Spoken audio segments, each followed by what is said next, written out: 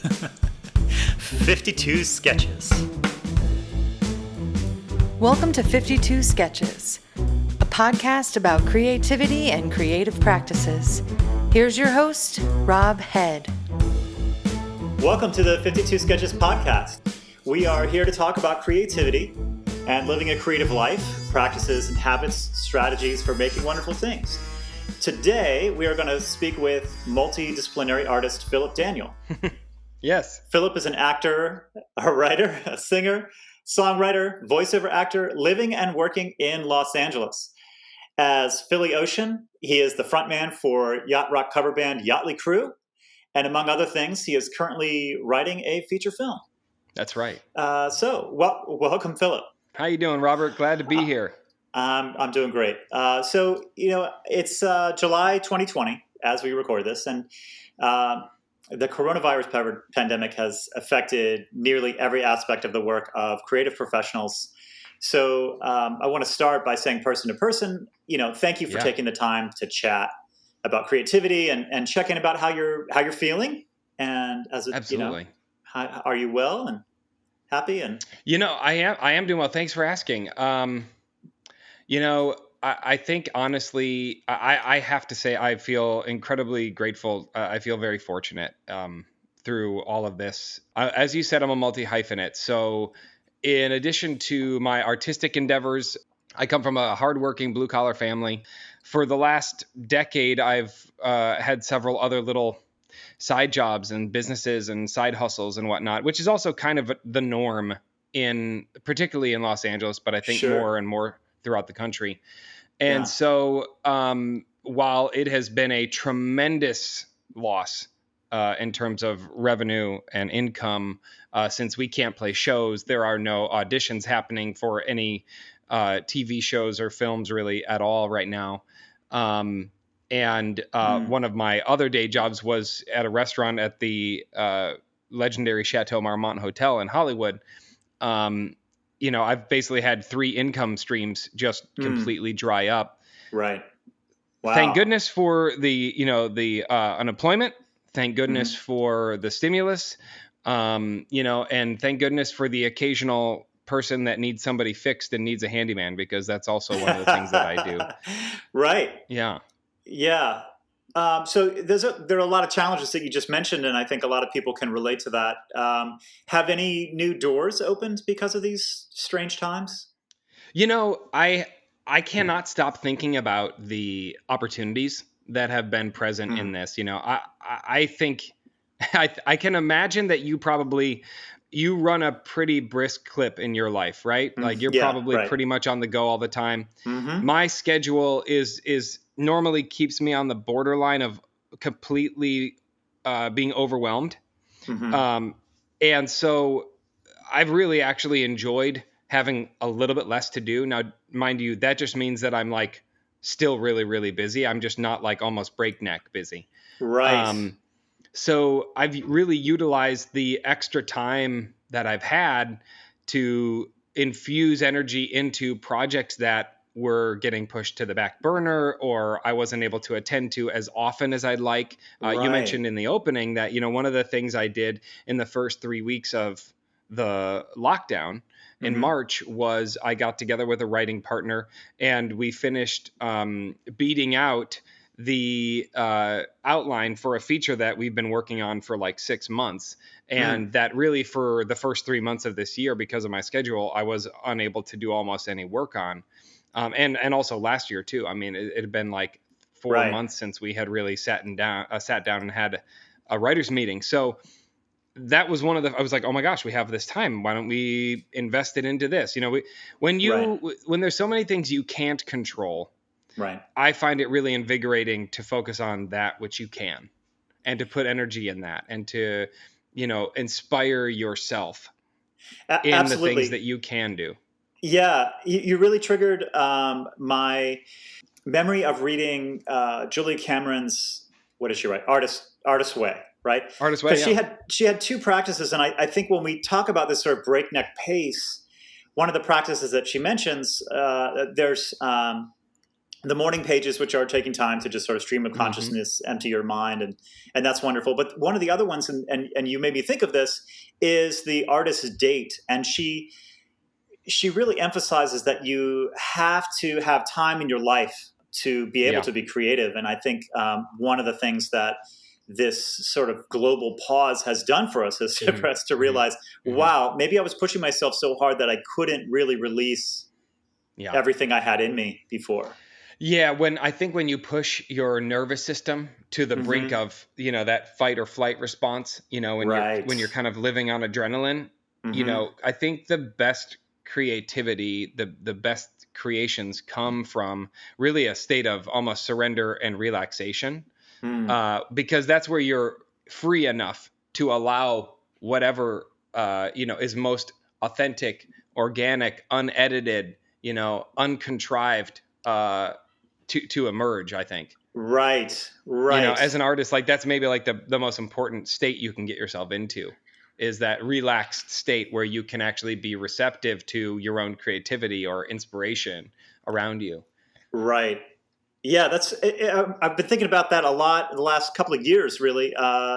There's another book that you're reminding me of. Twyla Tharp is a very famous choreographer, and she has written a couple of books. One, I think it's called The Creative Habit, and another is called The Collaborative Habit. And in The Creative Habit, she really talks about the importance of balance, of being like, okay, well, you have to have the discipline in your art, but you also have to have a life and relationships and all of these things that you have to have something to speak about, write about, dance about, and so this whole idea of balance is really resonating with me.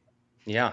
Very cool. So let's back up from 2020 and let me, what is your backstory? Tell us about your creative upbringing. Did you love to sing or play music or cook or act or draw? Oh my gosh, yeah. What did you do as a kid? Well, I often, when people ask me about this, I respond by saying, if I were to write an autobiography, it would be My Life, the Cliche, because, I was the only child of a single mom who loved to entertain her. We loved to make her laugh. We went through a lot when I was, 0 to 10. We just really did not have a lot of money. We moved around a lot. Life was not necessarily easy in a lot of ways. And my mom is one of the hardest working, tenacious, courageous women I have ever met. And she's resilient. But, we went through some stuff. Yeah. And, the role that I kind of assumed was to, make things better, to fix things, to entertain, and all that stuff. So from a very young age, I remember dancing around. My favorite song when I was about 6 or 7 was La Bamba by Richie Valens. Oh, and yeah.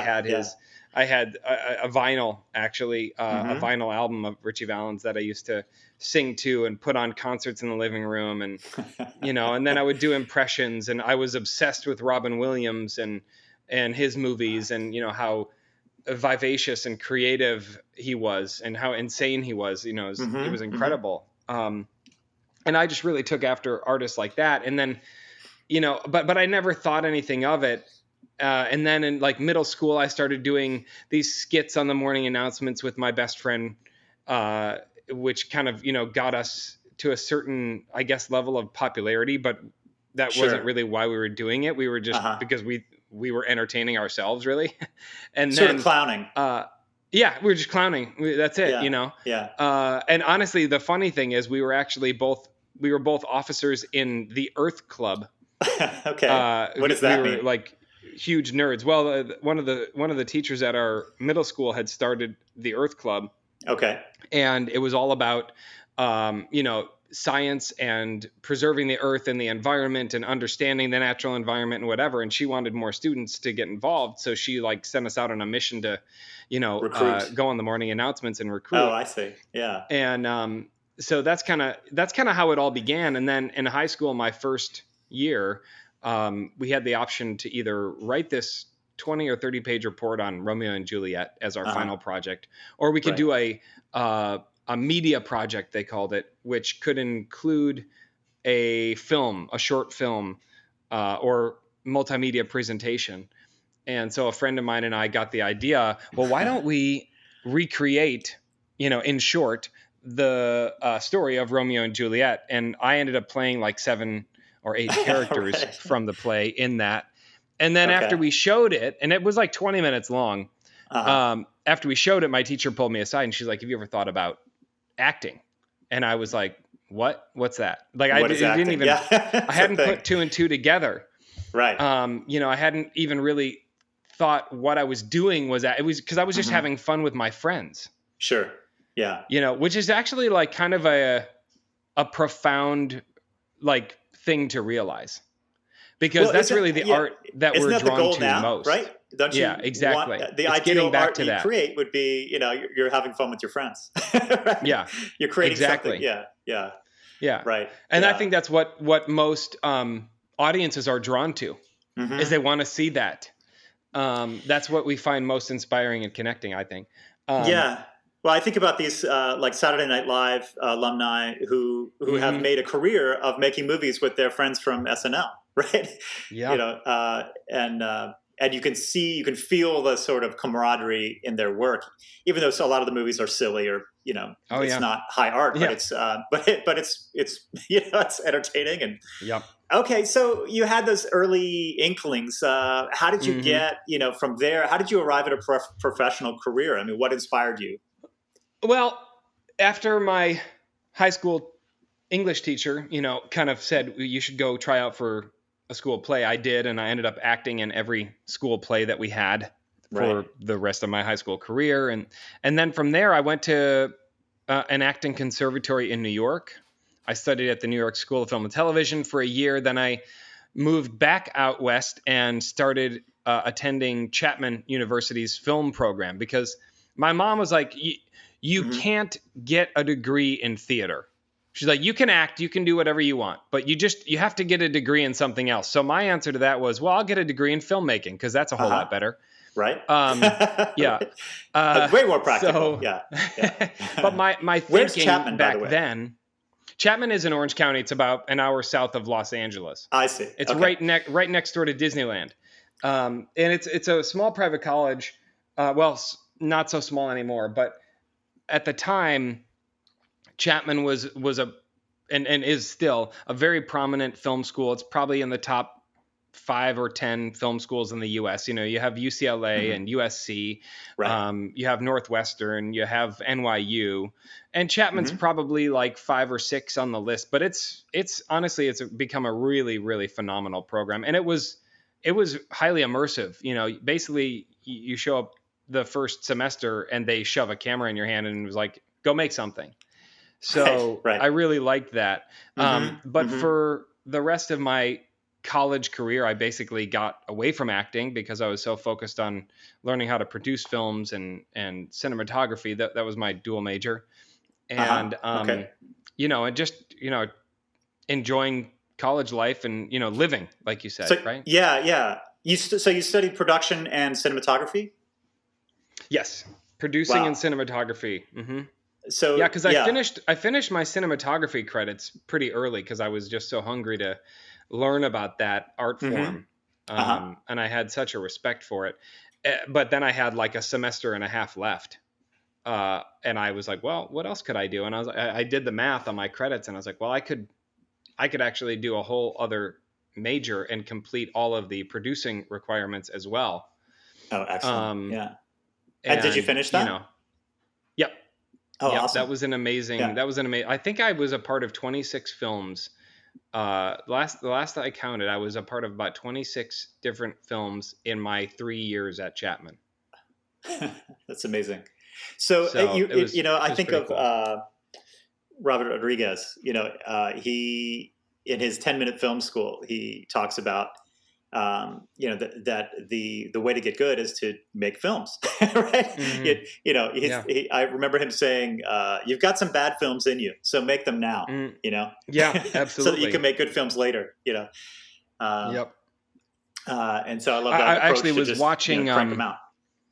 Oh yeah, it reminds me of something I saw in The History of the Eagles, the documentary about the Eagles. Sure. Glenn Frey was basically an apprentice with Bob Seger back in the day. Really? And back in Detroit they met which is where Glenn Frey is from. Hmm. And when he was first learning how to write songs, Glenn said to Bob Seger, what if I write a bad one? And Bob's response was, oh, you'll write many bad ones, but Right. you just got to keep writing, and eventually you'll get good. Right. And that's right. true of any art. There's no way to skip the bad ones. Yeah. Nope. You got to put in your 10,000 hours. That's right. Yeah. Wow. Okay. So after Chapman, how did you get from there, from your academic study to the point where you were, you're described as having many income streams, but where you have some semblance of a professional career where you feel like this is my main gig? Well, after I graduated from film school, I was pretty disillusioned. I was pretty over film, and I was, as many students in this country do. I had, almost $90,000 in student loan debt from, going to school for so long. Which is psychologically oppressive. It's a oh burden. my God. Yeah. Absolutely. That's 100% accurate. Mm-hmm. And I didn't realize this at the time, but I kind of just wanted to get away. I kind of wanted to run away. So Right. I refer to the next couple of years of my life as my time in the desert.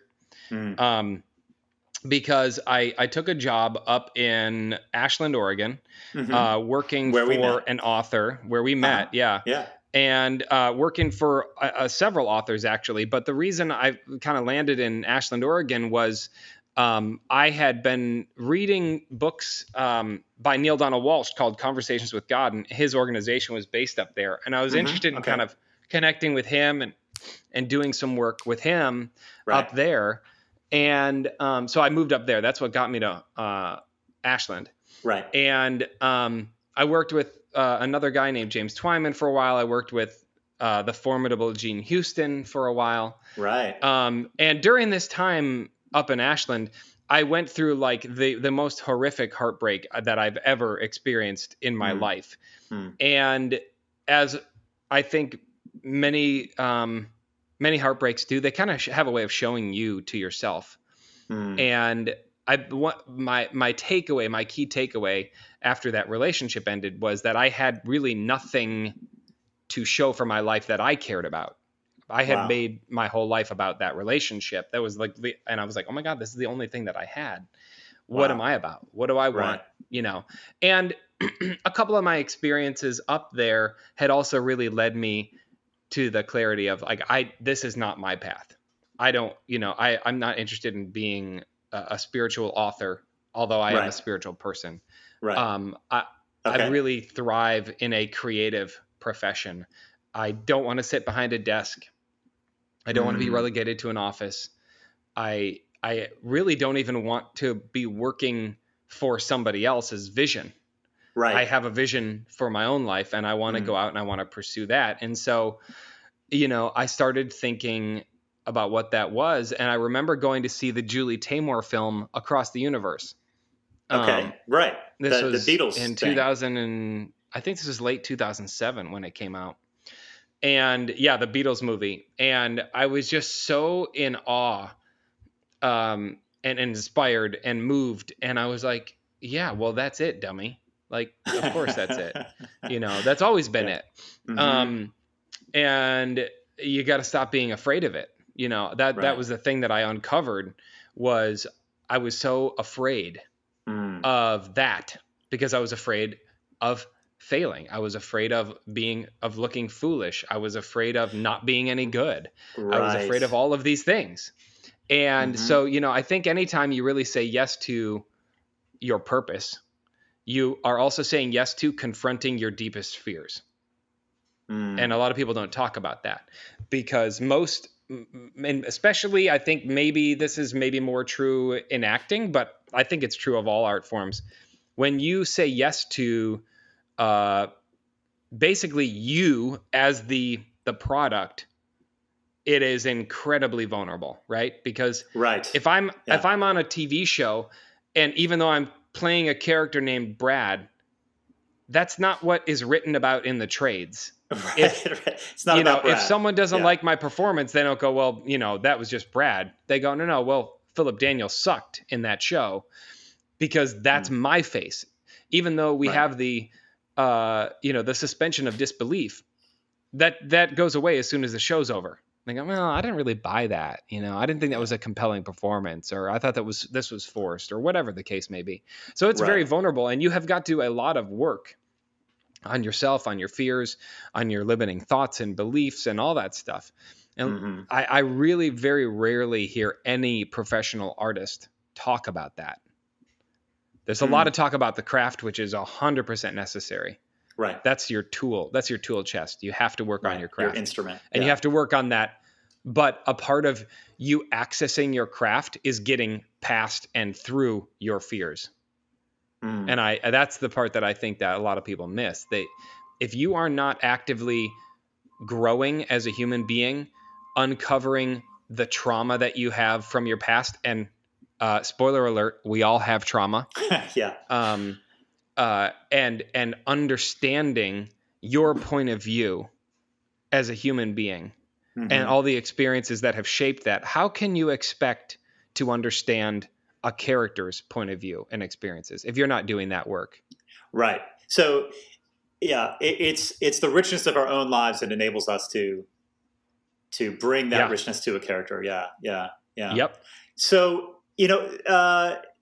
one of my memories of when you were living in Ashland is your going away party, actually, when you were headed back down to LA. I remember having this conversation with you. You were inspired. You were like on fire, ready to go back and do whatever it, took. And I remember we had a similar conversation where you were saying, part of me is afraid, because I'm putting myself out there, doing the thing that I love to do. And I remember having that discussion and saying, well, what does failure mean? What is the nature of failure? Like, if you're doing your purpose, and it's been so inspiring watching, all the things that you've done in the years that have elapsed since then, and being like, wow, you just grabbed the tiger by the tail, or whatever they call it. Well, honestly, I think I would have answered that question differently back then. I don't know that I would have had the same answer to what does failure mean. Thankfully I've been surrounded by a lot of really supportive, encouraging people and ideas. And I've been hungry to kind of uncover, what goes on inside, and what is failure. I think it was Steve Jobs who said, if you want to be successful, double your failure rate. And I read that a couple of years in to being down in LA, really, if you look at any successful person in any industry, they are going out there and trying to fail, because honestly, failure is where you learn the most. Right. If you set your ego aside, if you try not to take the failure personally, but look at it as a learning experience, that's really where you have the most benefit. Absolutely. Yeah. That really resonates with me. I want to talk a little bit about, you've been on some TV shows, you've got a band, you've got a lot of things going. You've written for, videos that have gone viral, and you've done all these things. So talk to a little bit about your daily practices. How do you care for, I always refer to it as your instrument, yourself. How do you care for your artist?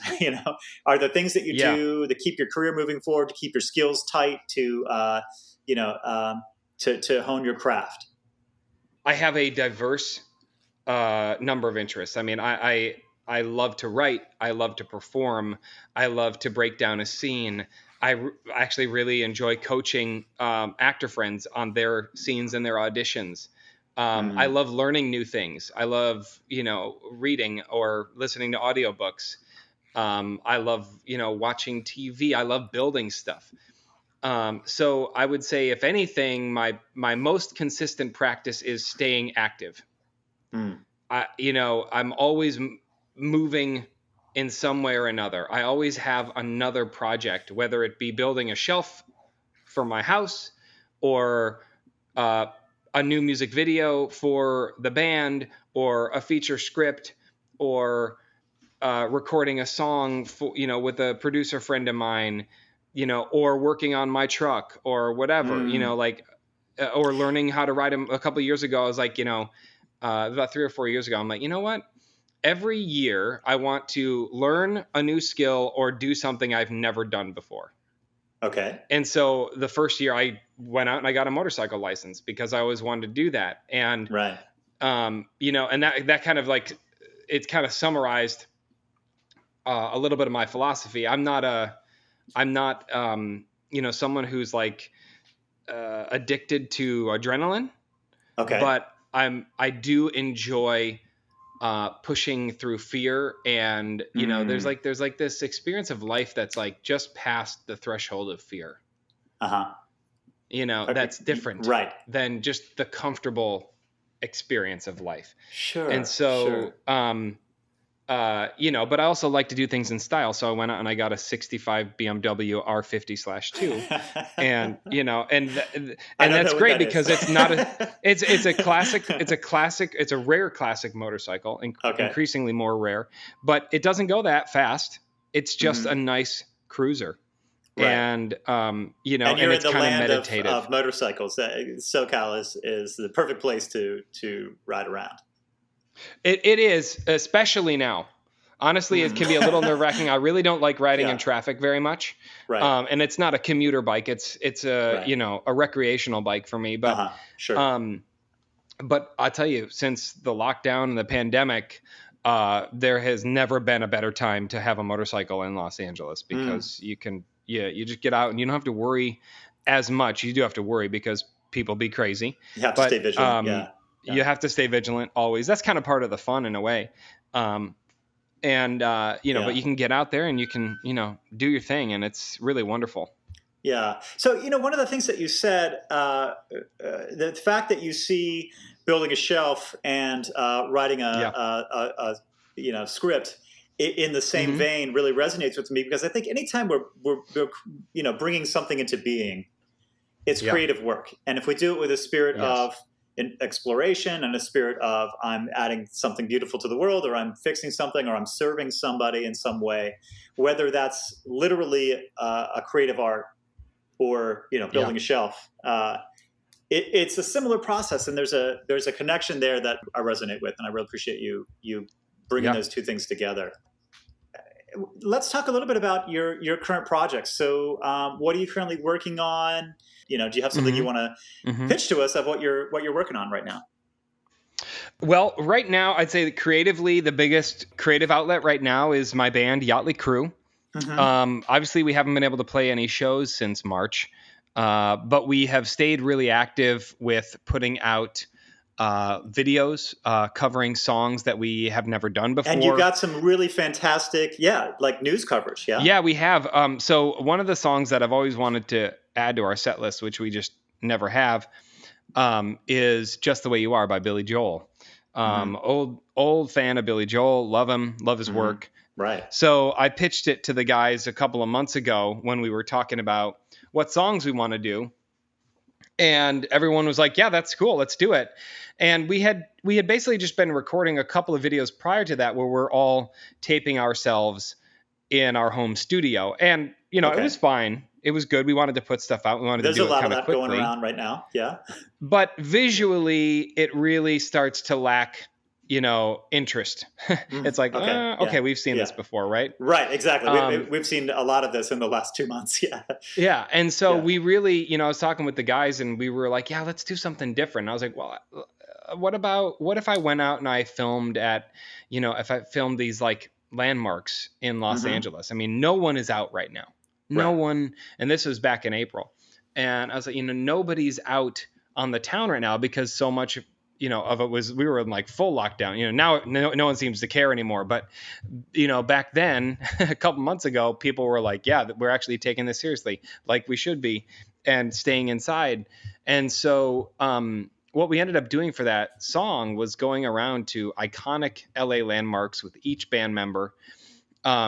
By the way, we were socially distant, wearing masks the whole time. We were able to make this incredible video that showcased LA, and we kind of made it as a love letter to the city. I mean, I've lived in LA for 12 years. It's home. I love it here. It's a very, very special place. It gets a bad rap. But honestly, if you've spent any amount of time in LA and you've really learned the history and the lay of the land and the neighborhoods, it's impossible to not fall in love with this place. Right. I mean, like any place, it has its problems, right? But it's an incredibly special place. It really is. I was so, one of the things that really touched me was with the shot of you in front of Disney Hall, which is a spectacular piece of architecture and such an icon of LA, and means a lot to me. LA is such a fabulous set of incongruous ideas, sort of all wrapped into one. I absolutely love it. I find it my favorite city, but it's also in some ways, phantasmagoric. It's horrific, in so many ways, but it's also so beautiful and so full of life and every kind of humanity. And every kind of creative expression, which is why people have gone there for so many generations now. Yeah. Yep. Yeah. So you made this video and they picked it up on the local channel. Yeah. Yeah, we were shocked and impressed and excited that we were able to get some news coverage. KUSI down in San Diego, who's been very, very good to us. We've been on their morning show a couple of times now. They picked it up and they ran it. They actually interviewed me live via Zoom. And then also an affiliate here in Los Angeles ran it. And man, it was really awesome. It was really awesome. Has that opened doors? Have you gotten calls from that? I don't know that I can say directly that it has, but our goal was really we just wanted to share this with people. We made it. We wanted, and especially in a time like we all find ourselves collectively in, we just wanted to inspire people. We wanted to give people some hope. We wanted to remind them of something good. And, that's really what it was about. Yeah. And I think that's what all my art is about, really, Yeah. Yeah. Phillip, it's fantastic to talk to you. Thank you so much for sharing your experiences on our podcast. And oh my gosh, it's been amazing. Yeah. Thank you, and good luck to you. I'm really looking forward to seeing, every time I see your face on TV or, see a new video or, whatever you're up to, it's inspiring. So I'm really thank you. So pleased to have you to speak to us about it. So thank you so much. Thank you so much, Robert. I appreciate it. Do you have any parting thoughts? Anything you want to share? Yeah, I would just say to anyone listening who is considering any pursuit of their art, go for it. Do it unabashedly, unapologetically. You don't need anybody else's approval. And when you are 80 or 90 or 110 on your deathbed looking back, you can look back on a life where you gave what you came into this life to give, which is something that no one else can do. And you owe it to yourself and you owe it to the world, frankly, to dedicate your life to giving what literally no other person can, to creating what no one else can. You have a unique perspective, and work through whatever fears, whatever limitations you think you might have, and I promise you do. Work through them so that the world can benefit, and so that you can live an extraordinary life. Thank you, Phillip. You bet. My pleasure, bud. I appreciate it. You guys have a great day and be well, stay safe, and wear a mask. Be well. Thank you. Take care. Bye-bye.